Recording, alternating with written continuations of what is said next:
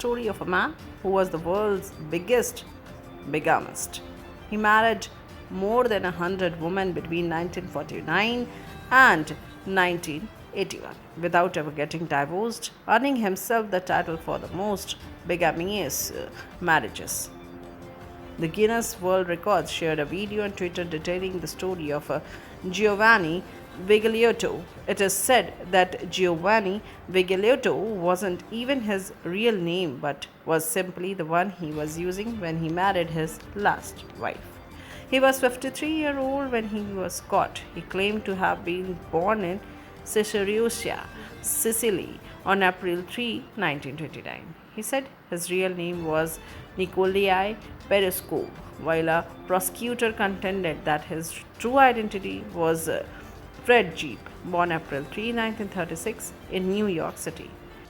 Vigliotto married 104 or 105 women between 1949 and 1981. None of his wives knew about each other and they barely knew him as well.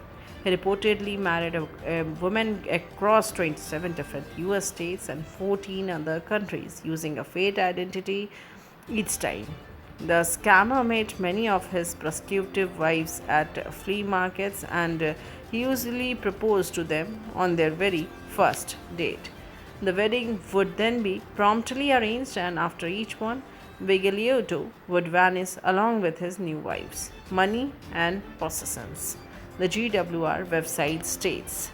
He told the women that he lived far away and would ask them to pack up all their belongings to join him. Once they packed, Vigliotto drove away with their possessions in a moving truck, never to be seen again, it further said. He sold the stolen items at flea markets where he simultaneously scouted potential new victims. Despite many reports to the authorities, he managed to keep getting away with it. However, his penultimate victim, Sharon Clark, a flea market manager from Indiana, tracked him down to Florida, where authorities arrested him on December 28, 1981. His trial began in January 1983.